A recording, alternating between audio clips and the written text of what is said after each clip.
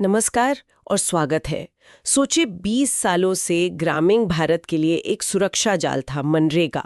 एक ऐसा कानूनी हक जो कहता था कि अगर आपके पास काम नहीं है तो सरकार आपको काम देगी। अब उस जाल को पूरी तरह से उधेड़कर एक नए, ज्यादा महत्वाकांक्षी धागे से बुना जा रहा है। बिल्कुल। और आज हम इसी पर गहराई से बात करने वाले हैं। भारत की ग्रामीण रोजगार गारंटी की दुनिया में ये शायद अब तक का सबसे बड़ा बदलाव है। हाँ, दिसंबर 2025 में 2005 के उस ऐतिहासिक मनरेगा कानून को एक नए कानून से बदल दिया गया है। नाम थोड़ा लंबा है। हाँ, इसका नाम है विकसित भारत गारंटी फॉर रोजगार एंड आजीविका मिशन ग्रामीण, या संक्षेप में VBG रामजी। हमारे पास जो सोर्सेज हैं वो इन दोनों कानूनों को, मतलब पुराने और नए को, आमने सामने रखकर देखते हैं। या ये भारत की ग्रामीण अर्थव्यवस्था और सामाजिक सुरक्षा की सोच में एक बुनियादी बदलाव है। हम इसकी गहराइयों में उतरेंगे, इसके अच्छे बुरे पहलुओं को देखेंगे और जो विवाद इसे लेकर चल रहे उन्हें भी समझने की कोशिश करेंगे। तो चलिए शुरुआत वहीं से करते हैं जहां से ये कहानी शुरू हुई। मनरेगा लगभग 2 दशकों तक ये ग्रामीण भारत की हकीकत का हिस्सा रहा।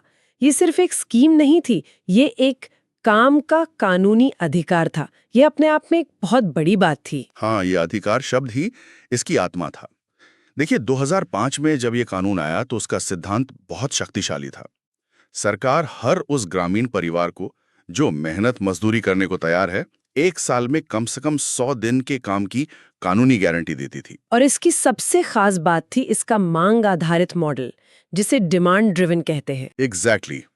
मतलब सरकार योजना नहीं बनाती थी कि किसे काम देना है, लोग खुद काम मांगते थे और सरकार को 15 दिन के अंदर काम देना पड़ता था।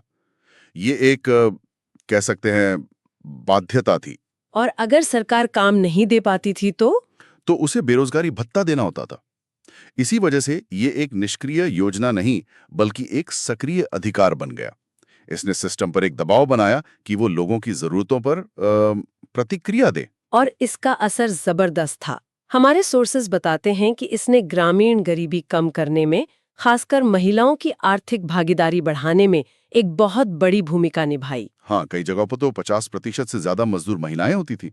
इसने गांवों से शहरों की और मजबूरी में होने वाले पलायन पर भी कुछ हद तक रोक लगाई। और ऐसा नहीं कि सिर्फ गड्ढे खोदे गए, इसके तहत गांवों में तालाब, नहरें, कुएं और सड़कें जैसी पक्की संपत्ति यानी ड्यूरेबल एसेट्स भी बने। हाँ, लेकिन सिक्के का दूसरा पहलू भी था जिसे नजरअंदाज नहीं किया जा सकता। समय के साथ इसमें कई गंभीर समस्याएं भी आईं। भ्रष्टाचार एक बहुत बड़ी चुनौती बन गया था। फर्जी नाम, हाजिरी में हेराफेरी और मजदूरी मिलने में देरी, ये तो बहुत आम बात हो गई थी। बिल्कुल, महीनों की देरी हो जाती थी, जो इस योजना के मूल उद्देश्य पर ही चोट करती थी। और जो संपत्तियां बनाई जाती थीं, उनकी क्वालिटी पर भी अक्सर सवाल उठते थे। हमारे सोर्सेज में एक आंकड़ा है जो काफी चौंकाने वाला है। हाल के सालों में सिर्फ 7 से 8% रजिस्टर्ड परिवारों को ही पूरे 100 दिन का काम मिल पा रहा था। सही बात है। इसका मतलब गारंटी तो थी, लेकिन जमीन पर पूरी तरह से लागू नहीं हो पा रही थी। और शायद इन्हीं सब खामियों और एक नई सोच के साथ सरकार दिसंबर 2025 में ये नया कानून लेकर आई, VBG रामजी। नाम से ही इसके बड़े इरादे जाहिर होते हैं, विकसित भारत। हाँ, इसे सीधे सीधे सरकार के विकसित भारत 2047 के विजन से जोड़ा गया है। तो ये विकसित भारत वाला एंगल इसे मनरेगा से कैसे अलग करता है? या इसके फोकस को बदल देता है। देखिए, मनरेगा का मुख्य उद्देश्य सामाजिक सुरक्षा था, लोगों को एक आमदनी की गारंटी देना।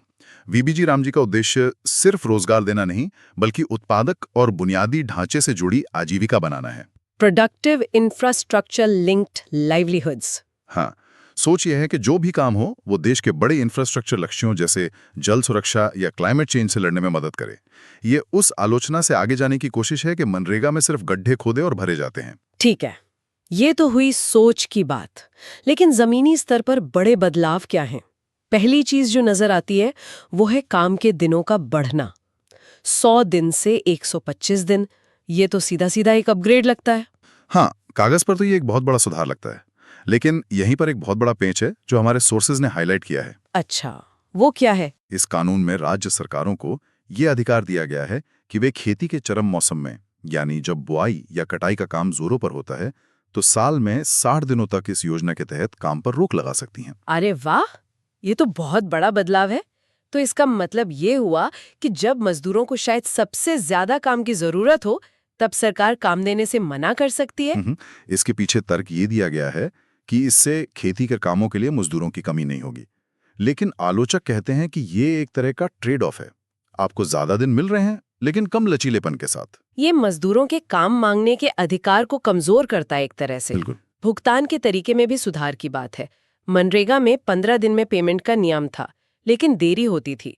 यहाँ साप्ताहिक भुगतान का वादा है और टेक्नोलॉजी का भी बड़ा रोल दिख रहा है। हाँ बिल्कुल, नए कानून में टेक्नोलॉजी को बहुत अहमियत दी गई है। धोखाधड़ी का पता लगाने के लिए आर्टिफिशियल इंटेलिजेंस, काम की असली लोकेशन की निगरानी के लिए जीपीएस मॉनिटरिंग और बायोमेट्रिक हाजिरी को अनिवार्य कर दिया गया है। मकसद है पूरी प्रक्रिया को पारदर्शी बनाना। हाँ, और भ्रष्टाचार की गुंजाइश को कम से कम करना। लेकिन क्या इससे एक और समस्या नहीं पैदा हो सकती? ग्रामीण इलाकों में जहां इंटरनेट कनेक्टिविटी कमजोर है या लोग टेक्नोलॉजी से ज्यादा परिचित नहीं हैं, क्या वे इस सिस्टम से बाहर नहीं हो जाएंगे? ये एक बहुत ही जायज चिंता है और कई एक्सपर्ट्स ने इसे उठाया है। देखिए, टेक्नोलॉजी पारदर्शिता ला सकती है, लेकिन अगर इसे ठीक से लागू ना किया जाए तो ये बहिष्कार का एक जरिया भी बन सकती है। ये देखना होगा कि सरकार इसे जमीन पर कैसे उतारती है। आपने दिनों और टेक्नोलॉजी की बात की, जो सुनने में तो बड़े बदलाव लगते हैं, लेकिन मुझे लगता है कि असली कहानी फंडिंग और योजना बनाने के तरीके में छिपी है। ये मांग आधारित से आपूर्ति आधारित मॉडल की तरफ जाने का असल में क्या मतलब है? यही इस पूरे बदलाव का सबसे बड़ा और शायद सबसे विवादास्पद पहलू है। मनरेगा का जो मांग आधारित मॉडल था, उसका मतलब था कि केंद्र सरकार की फंडिंग की कोई ऊपरी सीमा नहीं थी। जितने लोग काम मांगेंगे, केंद्र को उतना पैसा देना होगा। एक ओपन एंडेड गारंटी थी। हाँ, और अब वीबीजी रामजी में ये आपूर्ति आधारित यानी सप्लाई ड्रिवन मॉडल की तरफ जा रहा है। इसमें केंद्र हर साल राज्यों के लिए एक मानक आवंटन यानी एक नॉर्मेटिव एलोकेशन तय करेगा। एक तरह से एक बजट फिक्स कर दिया जाएगा। बिल्कुल। और अगर किसी राज्य में मान लीजिए सूखे या बाढ़ की वजह से काम की मांग उस तय बजट से ज्यादा हो जाती है, तो अतिरिक्त खर्च राज्य को खुद उठाना होगा। एक मिनट, इसका मतलब तो ये हुआ कि गारंटी वाली बात ही खत्म हो गई। अगर राज्य के पास पैसा नहीं है तो वो अतिरिक्त काम कैसे देगा? ये तो काम के अधिकार की आत्मा पर ही चोट है। आप बिल्कुल सही जगह पर पहुंचिए। यही आलोचकों की सबसे बड़ी चिंता है। ये उस असीमित गारंटी को एक सीमित योजना में बदल देता है।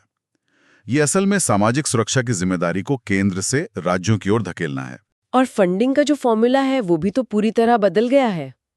पहले मनरेगा में अकुशल मजदूरी का 100% खर्च केंद्र सरकार उठाती थी। अब क्या होगा?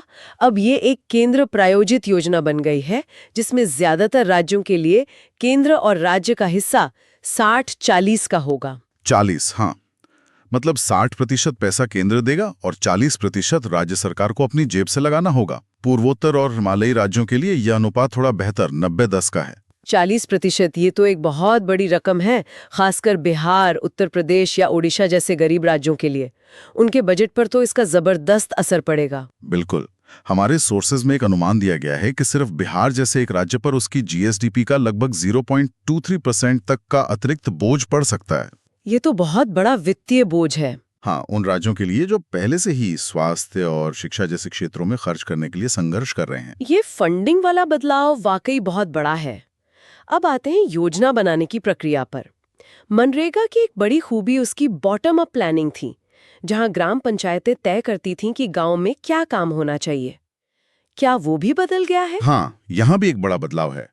अब भी योजना विकसित ग्राम पंचायत योजनाओं से ही शुरू होगी, लेकिन उसे पीएम गति शक्ति जैसी बड़ी राष्ट्रीय योजनाओं के साथ जोड़ा जाएगा। इसका मकसद शायद ये है कि जो भी काम हो वो एक बड़े नेशनल मास्टर प्लान का हिस्सा हो। सही। लेकिन क्या इसका एक फायदा ये नहीं हो सकता कि राष्ट्रीय स्तर की योजनाओं से जुड़ने पर ज्यादा असरदार और बड़े प्रोजेक्ट्स बन पाएंगे, जो शायद एक अकेली ग्राम पंचायत कभी नहीं बना पाती? हाँ, ये सरकार का तर्क है और इसमें कुछ सच्चाई भी है। इससे कामों में एक रूपता आएगी और शायद बड़े पैमाने पर असरदार संपत्तियां बनेंगी। लेकिन पार्टी से ये तय होगा कि राष्ट्रीय प्राथमिकता क्या है। एक तरह से हाँ, तो कुल मिलाकर पैसा और पावर दोनों का नियंत्रण राज्यों और पंचायतों से खिसक कर केंद्र की तरफ ज्यादा जाता दिख रहा है। तो सवाल ये उठता है कि सरकार को इन सब बदलावों की जरूरत क्यों महसूस हुई? उनका पक्ष क्या है? सरकार का तर्क बहुत सीधा और स्पष्ट है। उनका कहना है कि मनरेगा अपने सामाजिक सुरक्षा के लक्ष्य में सफल रहा, लेकिन अब भारत को उससे आगे देखने की जरूरत है। वे कहते हैं कि पुरानी व्यवस्था में भ्रष्टाचार और अक्षमताओं को दूर करना जरूरी था। और नया कानून उत्पादकता पर केंद्रित है। हाँ, उत्पादकता, जल सुरक्षा और क्लाइमेट रेजिलिएंट इंफ्रास्ट्रक्चर बनाने पर, जो विकसित भारत 2047 के लक्ष्य को हासिल करने के लिए अनिवार्य है। वे इसे मनरेगा का अंत नहीं, बल्कि उसका एक विकसित और सुधरा हुआ रूप मनरेगा 2.0 कहते हैं। लेकिन इस पर विवाद तो बहुत जबरदस्त हुआ। संसद में इसे भारी विरोध के बीच पास किया गया।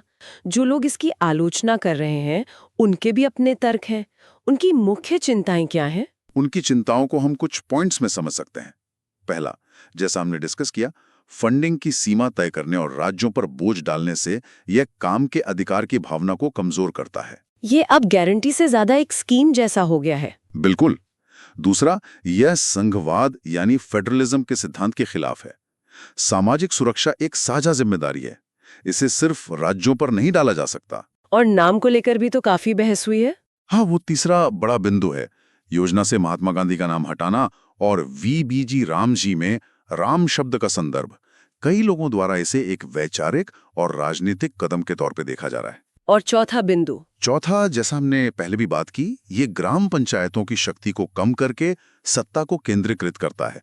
जमीनी स्तर पर विरोध प्रदर्शन भी हुए हैं और कई एक्टिविस्ट इसे मजदूरों के अधिकारों को छीनने वाला कदम बता रहे हैं। तो हम भारत की ग्रामीण रोजगार नीति में एक ऐतिहासिक मोड़ पर खड़े हैं। एक ऐसी व्यवस्था जो 20 साल तक एक सामाजिक सुरक्षा कवच के तौर पर काम कर रही थी, अब एक ऐसे महत्वाकांक्षी मिशन में बदल रही है जो बड़े इंफ्रास्ट्रक्चर और उत्पादकता पर केंद्रित है। बिल्कुल। ये बदलाव एक तरफ बेहतर दक्षता, तकनीक के इस्तेमाल और ज्यादा टिकाऊ संपत्ति बनाने का वादा करता है, लेकिन इसके साथ ही गारंटी के कमजोर होने, राज्यों पर वित्तीय बोझ बढ़ने और पूरी व्यवस्था के केंद्रीकृत होने का एक बड़ा जोखिम भी है। ये एक दोधारी तलवार की तरह है। हाँ, जिसका असली असर आने वाले सालों में ही पता चलेगा। ये पूरी बातचीत हमें एक बहुत बड़े और जरूरी सवाल पर सोचने के लिए छोड़ देती है। और वो सवाल क्या है? सवाल ये है, जब किसी अधिकार आधारित कानूनी हक को, जिसकी कोई सीमा नहीं थी, एक योजना आधारित व्यवस्था से बदला जाता है जिसमें फंडिंग और बजट की सीमाएं हों, तो इसका उन सबसे गरीब राज्यों और उन लाखों लोगों पर क्या असर पड़ता है जिन्हें इस सुरक्षा जाल की सबसे ज्यादा जरूरत है। क्या बेहतर दक्षता और उत्पादकता की कीमत उस गारंटी की आत्मा को खोकर चुकाई जाएगी जो संकट के समय में लोगों का एकमात्र सहारा बनती थी? इस पर विचार करना बहुत जरूरी है।